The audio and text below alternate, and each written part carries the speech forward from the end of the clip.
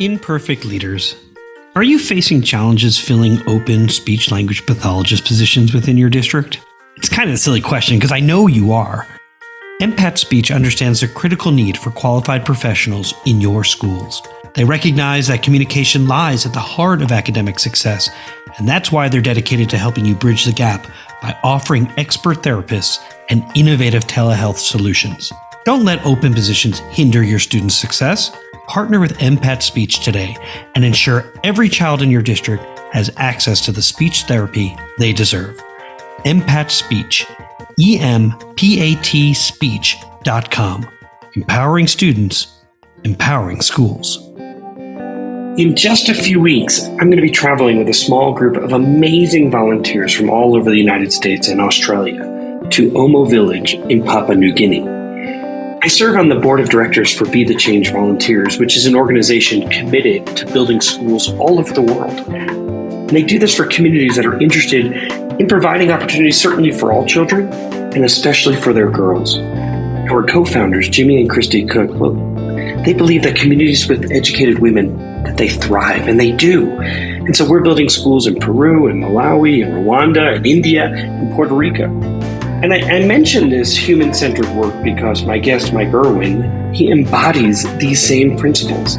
In a moment, I'll tell you all about his many accolades, but what I learned from him during his after-action review in part 2 of our conversation is that it's appropriate to look past one's resume and instead consider how one makes you feel when you're with them. Well, he described it as resume versus eulogy and how someone makes you feel. And this is such a meaningful conversation about leadership. I'm so glad you're here. I'm Peter Stiepelman, and this is An Imperfect Leader. Today on An Imperfect Leader, Mike Erwin is my guest. And Mike is the founder and executive director of Team Red, White, and Blue, an organization dedicated to enhancing veterans' lives. And I know this is very important to you, Mike, because you served 3 deployments to Iraq and Afghanistan with the U.S. Army. So please let me also just say thank you for your service, truly. Mike is also the co-founder of the Positivity Project, the founder and CEO of Character and Leadership Center, and is the co-author of his newest book, Leadership is a Relationship. Mike, welcome to An Imperfect Leader. Hey, it's so great to be here, Peter. Thank you for having me. I can't even tell you how excited I am because, well, I can. I'm going to tell you right now because, I mean, look at all these things that you're doing. Yeah. But it was about like a year ago, I think, I heard you being interviewed on Brene Brown's Dare to Lead podcast. And in fact, I think she was so into the conversation, it became a 2-parter. And so I remember I was driving and to be able to do both weeks was pretty awesome. And you were so good. And so this podcast, An Imperfect Leader, is mostly followed by school and district leaders. And so I'd love for you to talk about something that's, I think, really important to these leaders, building relationships and strengthening the mental health of the children in their care. Or as the Positivity Project so nicely describes it, these leaders are really looking for ways to build the character strengths in their children. So would you talk a little bit about Positivity Project and what you've learned from this important work? Absolutely. So this really has been a life calling. It started when I was in graduate school at the University of Michigan. I had the honor of studying under the great late Dr. Chris Peterson and Nansuk Park. They were my academic advisors in 2009 to 11. And they guided me on my research into the character strengths of positive psychology. There's 24 of them with a big focus on leadership. And so, that was a real honor for me. Well, when Chris passed away, only about a year and 2 months after I left Michigan and had returned to my alma mater, the U.S. Military Academy at West Point, to teach, it really, really hit me hard. And that began the process of thinking through how to build on his legacy, how to ensure that all this work, because he was really hitting the prime of his academic research career, and positive psychology was starting to finally gain some really good momentum behind it. And the Positivity Project was the answer a few years later. It was in 2015. Jeff Bryan, someone who I had served with both at West Point and then out in the Army, we co-founded it. And the mission is, to empower America's youth to build positive relationships in their lives. And we do that by partnering with nearly 900 schools right now across America. And we equip educators with the training, the strategy, and the resources that they need, like in a consistent way, to be able to teach positive psychology's character strengths to their students. And the biggest things that I've learned from that entire process is not only the need for and the hunger that children have to grow, to be better human beings and to have more character, but also for the adults in their lives in the K-12 ecosystem. I think it really speaks to the fact that all of us, we want to take time where possible to be able to grow in our character and to learn how to become better people and to remind ourselves that being a good person is an essential part of what it means to be human. And so it's been so awesome to see how that's played out, in all of our partner schools, all the way up to the district level, but also, and most importantly, down into students' lives, both inside school in the classroom, but then also in their family lives and their lives outside of those walls. Yeah. So it's how do you learn these skills and then apply it outside, as opposed to almost, what you see on some of these character development programs or curriculum, that they'll see it as almost like taking a field trip to learn about that, as opposed to what I've been sort of digging deep into your website and seeing what you do is really about integrating into their daily lives, right? So That's right. It isn't something that you just learn about, it's something that you actually practice. So it's not just an advisory lesson, but rather embedded throughout the entire school. Yeah, it becomes who you are to build on that. I mean, it really does. And it's really done through 10 to 15 minute lessons per day, every day for 32 weeks. And so it is a big commitment, and you're not going to succeed at it if you want to do it just once a week, right? It really is about making this a consistent part of the conversation every day and just making it about who you are. Like this is what you think about, what you talk about, what you focus on. I imagine that the interest has increased particularly post-pandemic, as every school district, at least in the leaders I've been talking to throughout the country, are looking for ways to reinforce or almost reintroduce the notion that we talk to each other. We sometimes struggle with each other. We work through that together, as opposed to immediately shutting down and then posting something nasty on social media. Yeah, it's a bit of the perfect storm. Not only that element, and I go back to this, and I'm not sure who came up with the phrase social distancing, but that was a really terrible brand. Right. It should have been physical distancing. Yes. It did sort of, there was a mid-course correction as a superintendent leading during a pandemic. Our health directors and everything were saying, we're going to stop saying social distancing, but it was already out of the bag at that point. Wasn't it? It was entrenched in people's minds. And so that was a part of it. Part of that perfect storm is that, people for so long started living life removed from other people. But the other element of the aspect of why this is really gaining a lot of traction now is AI. When you start thinking about artificial intelligence and what does it mean to be human, and what should robots or machines or computers or robots do versus what should be uniquely human. And what we know is that to build relationships, to connect with, to inspire, to motivate, those are things that human beings do for and with one another. I'm sorry, there's no robot out there that's going to motivate me with a pep talk or their example of what they do, but other human beings sure do. And so you layer those two things together, coming out of the pandemic, and on top of that, people really starting to think deeply about what does it mean to be human. But the only thing I would add on to that, Peter, is that what's been interesting is that there's a lot of organizations that have been coming out with social emotional learning strategies. And so while I would view the Positivity Project's approach and curriculum to be best in class, I would like to be in 5,000 schools by now. And we're not even quite at 1,000 yet. And it's because I think a lot of people have seen this need, and they've rushed to market with strategies and with programs that can be used. And ultimately, I keep going back to what we just talked about, the consistency. It's all about making this about who you are. That's where it works. If it's just a transactional program, it's not transactional with worksheets is not going to make it happen. Yeah. That's right. In my book and in the leadership model that I use to advise others, there's a dimension called collective aspiration. And that's really like the heart of an organization's work. And it asks, in Peter Senge's work, sort of what do we want to create together? Mm-hmm. And inside that dimension, there's a term, positive connectedness. And so, and it's an area that's especially meaningful, I believe, to you, because relationship, right? And in your work with the Character and Leadership Center, one of the 5 areas of leadership is relationship. Yeah. And in your book, which I'm going to show right here on the screen, even though this is an audio, so people just have to know that I was showing it. But leadership is a relationship. You come right out and you talk about positive connectedness or relationship, and specifically you write that whereas technology so often pulls us away, so in light of our conversation just now, relationships pull us together. And I wonder if you tell us a little bit about the book, what inspired it, and what you want people to be thinking about after they read it. Absolutely. So it started actually in a graduate school class in the Michigan East Hall in 2010. I wrote a paper called Leadership as a Relationship. And it was a reflection on, at the strategic level, the relationships often that followers and leaders, had for each other. And so that was the beginning of it. First book that I co-authored came out in 2017 called Lead Yourself First. I thought for sure I was a one and done. As you know, writing a book is hard work. You make next to no money off it. So you're not writing it for the money. You're not writing it for the fame. You're writing it really to make a unique contribution to the world, hopefully, for people who read it and process it to change their lives. And that was what drove us.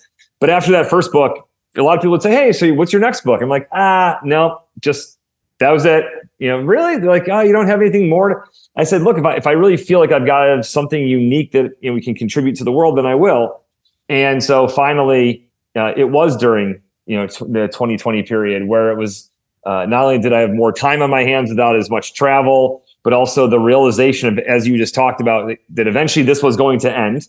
And we needed to have a blueprint and a guidebook to help leaders think about the role that relationships play coming out of that period of time in COVID. And so that's really was the genesis of this idea. The seed was planted in 2010 in grad school. A full decade later is when I started to water it.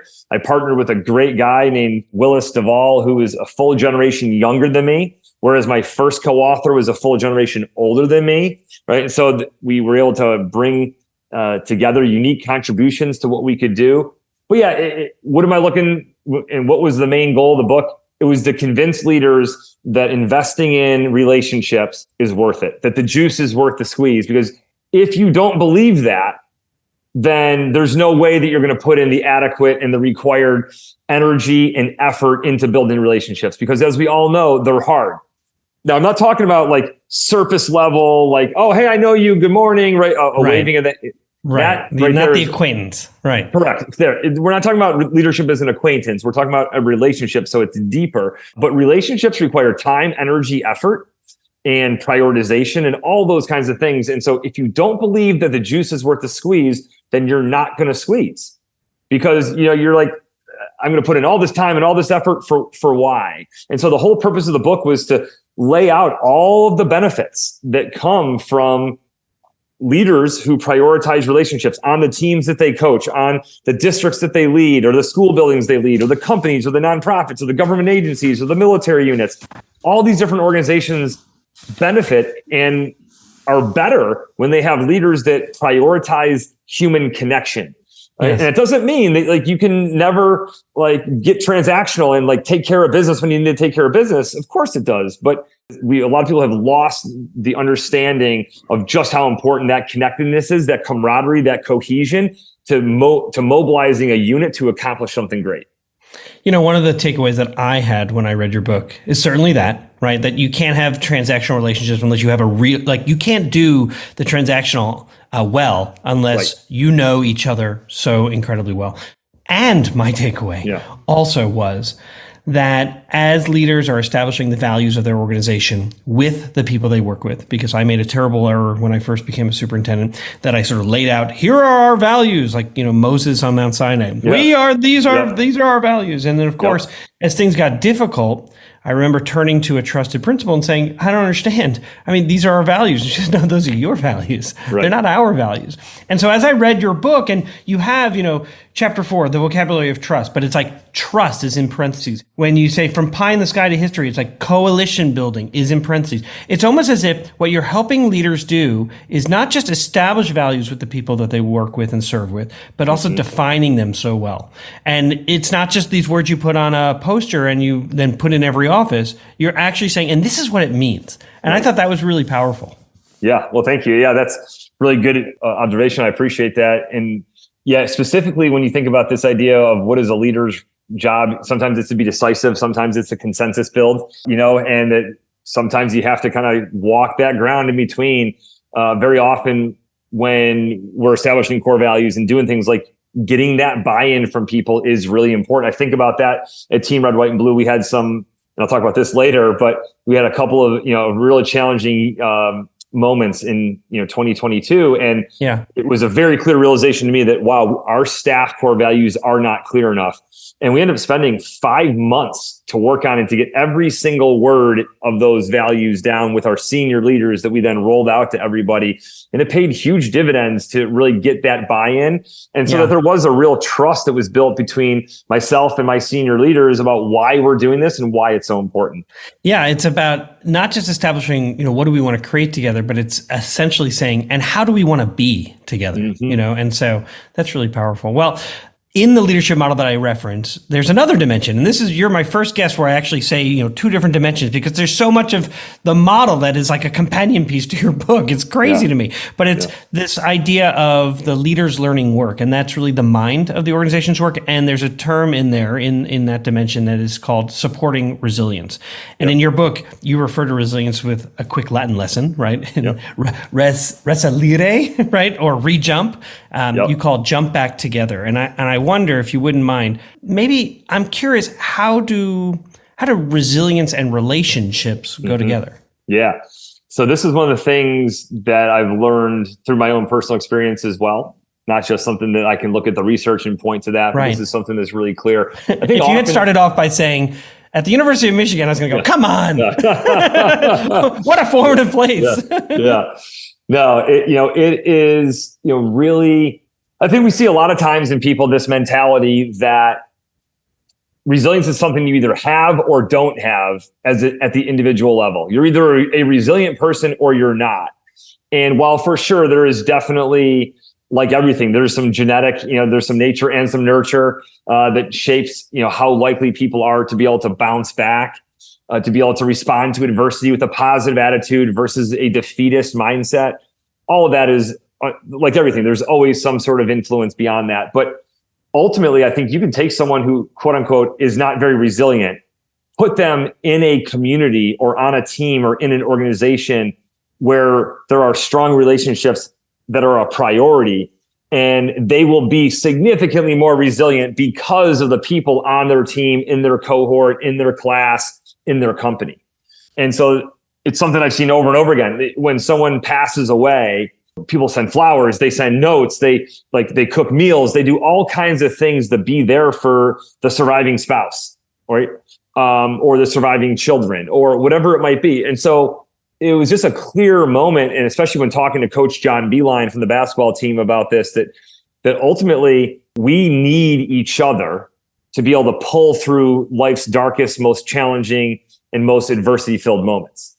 And that if we think that we're going to just power through on our own and it's going to be all good and all okay, I think that's a very, very rare person who has the ability to do that without the support of other people. And so that's really the connection there. Stronger relationships equals stronger resilience in response to adversity, especially when you're in a team or a cohesive environment where it's that jumping back together. It's getting the train back on the tracks, because like it might be, hey, we failed to hit our quarterly goals. We didn't hit our goals that we had for the year around academic achievement or student attendance, or think of all the things that, that K-12 educators and leaders are thinking about.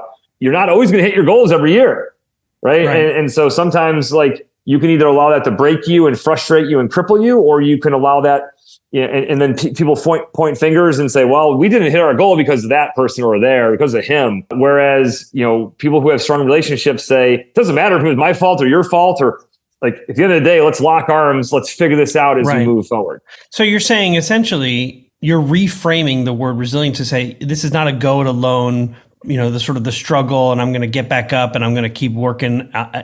There's a piece to that where we want people to have productive struggle and work hard. Yep. And to also recognize, though, you don't have to do that alone. And that's why resilience means teaming with others or being with others to do that. Oh, that's really interesting. Yeah. And one more point on that is that, ideally not do it on your own. Unfortunately, I think as we've seen, the Surgeon General in the United States released this about 8 months ago, but we have an epidemic of loneliness in America where I believe it's 28 or 29% of Americans don't believe they have a single person in their life that would jump through hoops to be there for them, in a moment of real adversity, which is a part of the problem. I think some of our struggles as a resilient, speaking specifically to America here, a resilient nation, was because we had a lot of community. We had a lot of strong relationships. And as technology and individualization has taken more of a precedence in our lives, it's made it so that our relationships are not as strong. And that is a fact. The data clearly shows that our relationships today are not as strong as they once were. And so to me, I look at that and I say, that's the explanation why we're not as resilient as a nation right now, is because our relationships that used to be there for us are not as strong. And so we can't go to that bank of relationships as much as we used to, 15, 20, 30 years ago. How does the term an imperfect leader resonate with you? When I think about imperfect, well, two things. When I think about leader, I think about someone who really is trying to get the best out of other people. It's this art of getting other people to care about what needs to be done and makes them actually want to do it. But putting that adjective there in front, imperfect, that to me is just reality. When I think about my training in the military, we had this big issue where people would often talk about a zero defect environment and how problematic that is, because that causes people to break down and to cut corners and to do things. Because if there's never any acceptance of failure or mistakes, then how can people grow?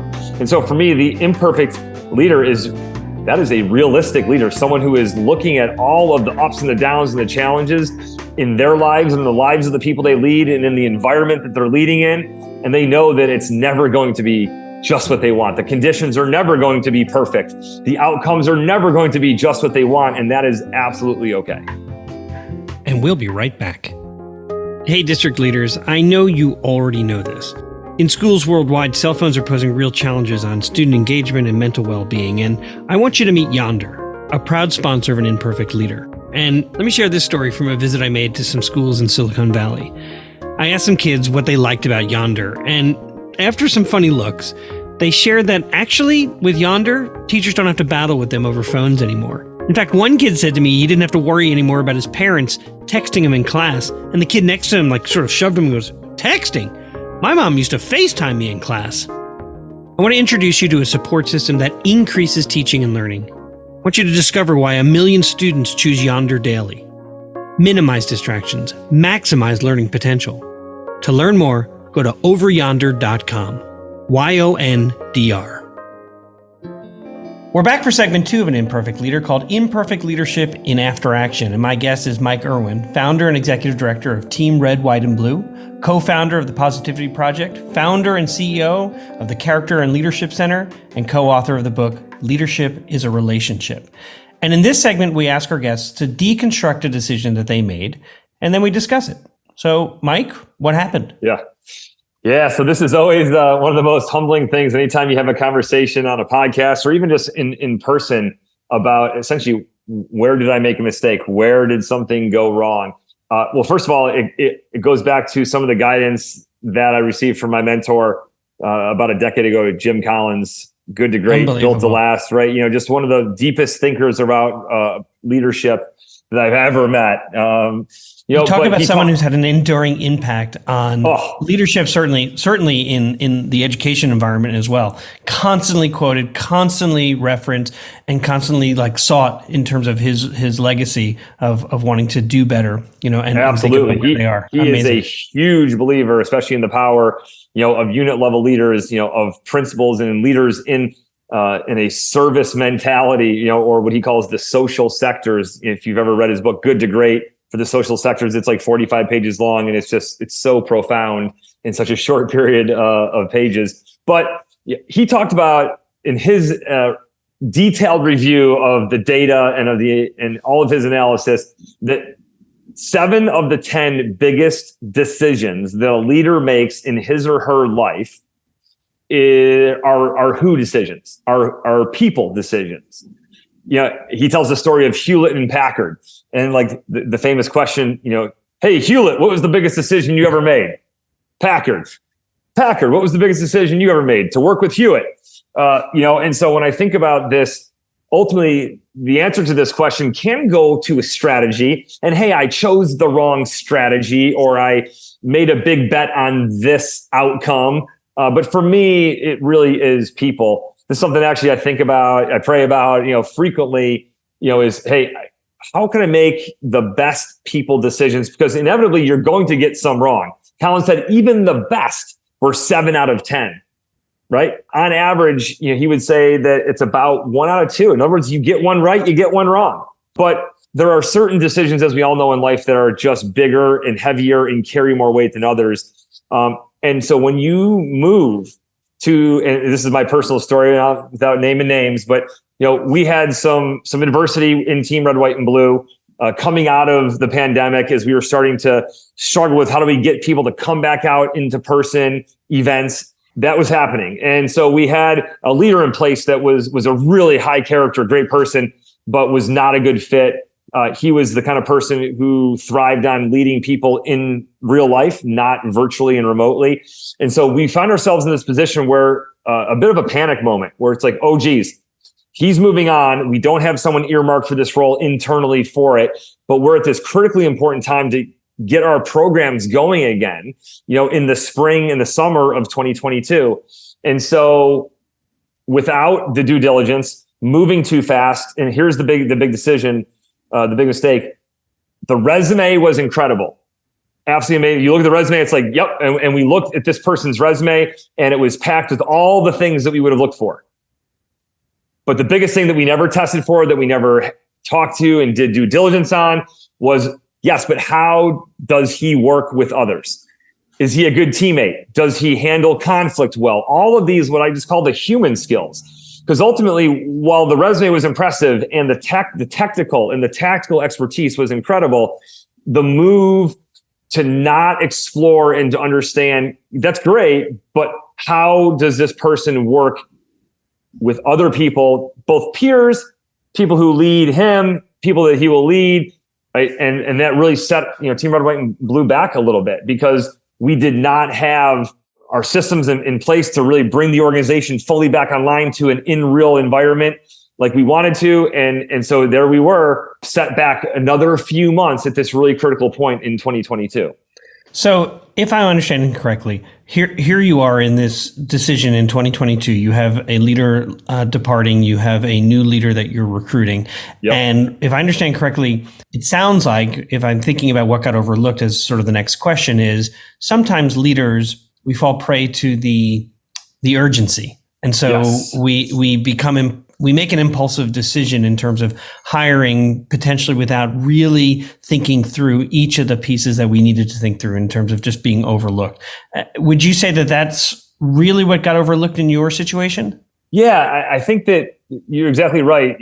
One of the biggest things, and I should have known this, and this is one of the learning lessons, is that, hey, if no one's shooting at you, take some deep breaths and relax, right? And that's the proverbial example of combat, right? But if you're not being shot, if you're not your physical health is not an immediate threat, then the idea, I think we often put this sense of urgency and we place that on ourselves, and we say, well, if we take an extra couple of weeks to get this right, then it's going to cost us in all these kinds of ways. Well, what's way more costly is moving too quickly on a who decision, especially on a big who decision. Right. And then the cascading negative effect of that is something that we're dealing with for months, if not like a year. But right. It's good to have a sense of urgency and a sense of, I need to move on this, swiftly, but rarely is it actually worth it to move too fast. But I think we often tell ourselves, and we create in our minds this bigger belief of how problematic it's going to be if we don't come up with a decision now. What did you learn about relationships? I mean, this is the question I couldn't wait because it's like the most juicy one for you. But and I guess what new relationships may have been formed? Yeah, I mean, one of the things about relationships that are really interesting is that I've learned that people have different views of the same person. And this is what makes it a very complicated, sophisticated, multivariable regression analysis here. We went to and talked to 3 or 4 different people who know this person. So not only did the resume look good, but we talked to a handful of people who are like, oh yeah, he's incredible. He's done amazing work here. He's done outstanding work. I think he'd be a great fit for this role. So what I learned is that I can have a relationship with person A, B, C, D, E, F, and G, right? And have a good relationship with all of them. And persons A, B, C, and D can have a good relationship with somebody and think that he or she is going to be a great fit, right? But their experience with that person is often very different than what my experience would be with that person. And so there's this question of like, is someone who played football with you in college, or was your roommate, or that you served in the Army with in 2008, is that person actually a helpful, useful evaluator? Can this person work in a remote environment, in a stressful environment in 2022 or 2023, right, potentially without a ton of oversight? Yes. Because you've got a lot of moving parts, and you need to be able to trust that this person has the ability to get work done and ask questions if they need it, as opposed to waiting for someone to tell them what to do. Absolutely. Yeah, exactly. Yes to all that. And so it's often, but people do their very best to be able to give an honest, good evaluation of this person.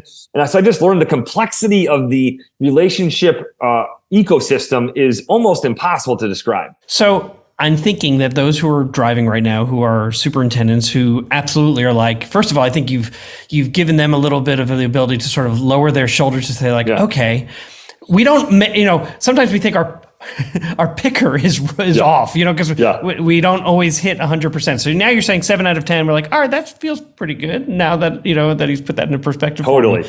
What might be some ways that you would advise those who are now seeking references, or they themselves are now asking questions to sort of get a better idea about whether or not that person would integrate well into the cultural field as well as into the work that you're doing? I honestly don't believe you can really get a whole lot from like the job reference world, right? The idea, first of all, so what we learned is that people are going to put down on the resume the people that that they know are going to have a favorable view of them, right? So I really think that one of the best ways that we can evaluate things, from a relationship standpoint, is to try to get inside the mind of people about how they think about relationships. I think that can be done by a couple of ways. One, writing.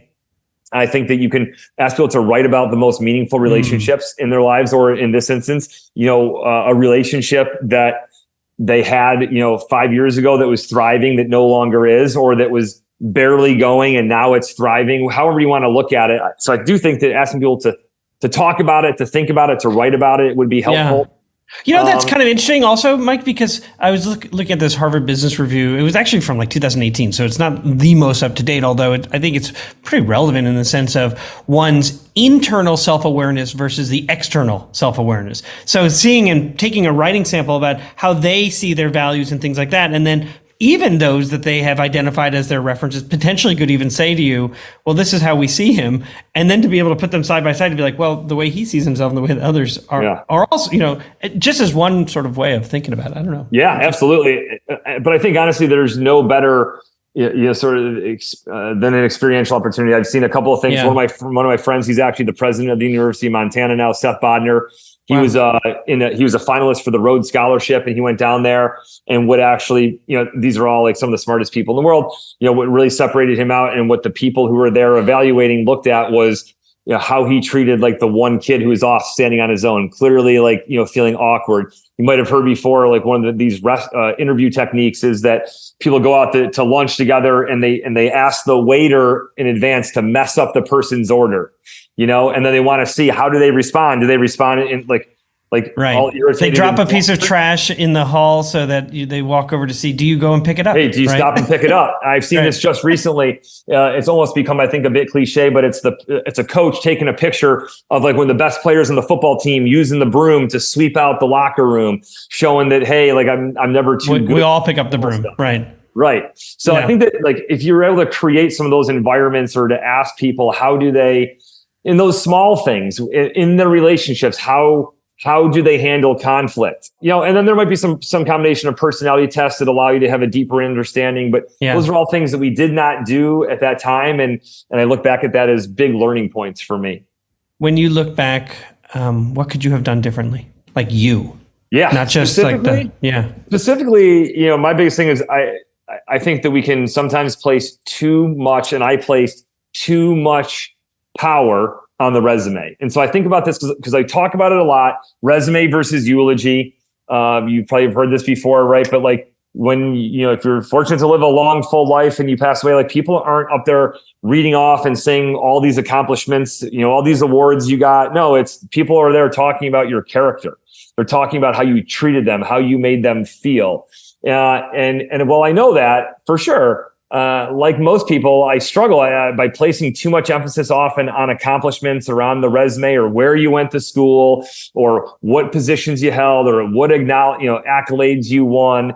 And sure, that is part of the composite picture. But ultimately, I really want to get to know how are you, like I said before, how are you going to work with others? How are you going to handle conflict and disagreeing with other people? How are you going to approach forgiveness when you need to be forgiven because you make a mistake? Or how do you approach it when someone on your team makes a mistake? How do you talk to other people when you're not having a good day? All of those kinds of things, I think, are more important than a person's resume. And my big mistake was overemphasis. I overhedged on the accomplishments in the resume and I underhedged on the character elements. In the end, because you're familiar with AAR. I mean, you have a long distinguished career in the military and have taught at West Point. So it's like one piece of that is you do go back and reflect. So what was something that was good that came out of this? Because it sort of helps you make better decisions in the future. And so I'm kind of curious, how has this experience helped you make better decisions, or what was something that was good that came out of it? Certainly for myself within Team Red, White, and Blue, but also for me, like in other elements of my life. Yeah. But also then this is one of those things where you love to be able to take a lesson that you learned the hard way and be able to share it with other people, whether it be on a podcast or be on a mentorship conversation or a call. These are things that we're not meant to just learn the lessons for ourselves and keep the learning. We're also meant, I think, to share it and help other people. Jim Mattis, General Mattis, famously said something along the lines of like, if you don't read books, you're functionally illiterate. In other words, like you learn from other people's journey, from their mistakes. That almost everyone in their book doesn't just talk about how great they were. They talk about the failures or the struggles or the mistakes. And so for me, that's the biggest thing that I learned was that you've really got to prioritize who more than what they've done.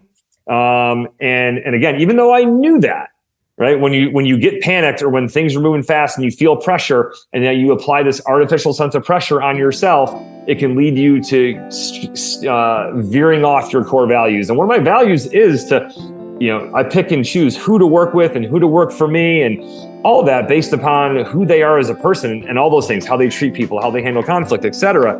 And to not stay true to that was disappointing, right, for me. But it was also a reminder and one that I'll never forget, knock on wood, so long as I live, for myself, then also hopefully, passing on this learning or reminding people of this lesson for their own good. My guest today was Mike Erwin. He's the founder and executive director of Team Red, White, and Blue. He's a co-founder of the Positivity Project, founder and CEO of the Character and Leadership Center, co-author of the book, Leadership is a Relationship. All of those things will be linked in our show notes. And Mike, I just want to say thank you so much for highlighting, or spotlighting, emphasizing, pulling us in to the power of relationship and everything you've learned. And we'll use your mentor's phrase. You've definitely helped us go from good to great today. So I really appreciate you. Thanks, Peter. Really appreciate the opportunity. Love the conversation. And that's the goal. Anytime you have a discussion, are there just a couple of listeners out there who hit stop or hit pause and they rewind it a little bit and they think about the application of one or two of these ideas to their own leadership journey. And when you get to contribute, that's a real honor. Because people like all of us, we're on our own journey, and it's the influence of other people on that journey that make it so worthwhile. Music for An Imperfect Leader was written and arranged by Ian Varley. Sam Falbo created our artwork, a wood print-inspired Daruma doll butterfly. Remember, imperfect leadership is not a scarlet letter. It's a badge of honor.